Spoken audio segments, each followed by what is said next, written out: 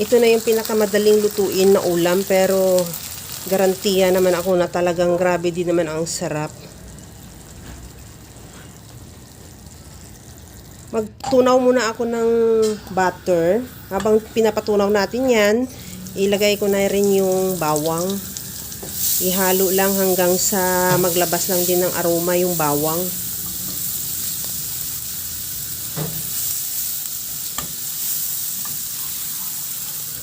Maglagay na rin ako ng sibuyas. The same process lang, ihalo hanggang sa maluto lang din yung sibuyas.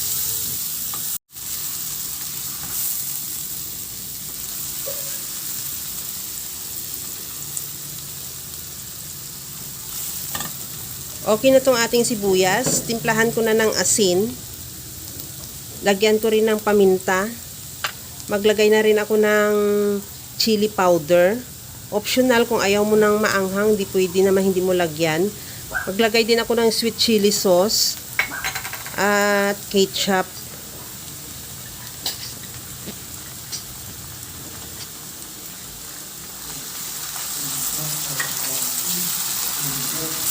Ihalo lang hanggang sa ma-reduce lang yung ating sauce, kagaya na medyo lumapot lang siya.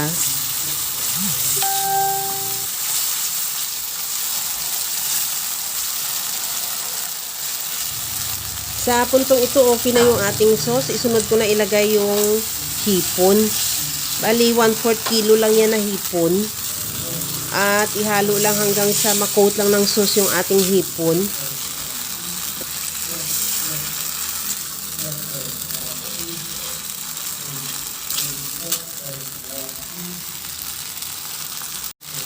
Maglagay din ako ng liquid seasoning. Pwede rin mga granules na seasoning ang ilagay mo. Depende sa'yo kung ano ay yung available. At takpan ko muna yan hanggang sa maluto lang din yung hipon. Sa puntong ito, okay na yung hipon. Luto na rin. At nag-reduce na rin yung sauce niya.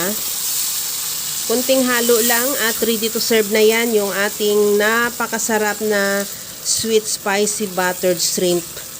Kaya mga kalasa, kung nagustuhan mo yung ating video, please like na lang at pakishare na rin sa inyong mga friends. At kung bago ka pa lang sa aking channel, subscribe na at i-click mo na rin ang bell button para sa mga notification. Kaya mga kalasa, alam ko kayang-kaya mo tong gawin dahil sa sobrang simple at napakadali niya lang lutuin. Kagaya lang lagi sa sinasabi ko na wala namang hindi marunong magluto basta sa simpleng paraan lang.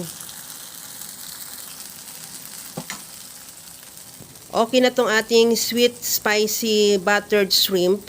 Hanguin na lang natin yan at ready to serve na. Hanggang sa muli mga kalasa. Thank you for watching. Bye-bye!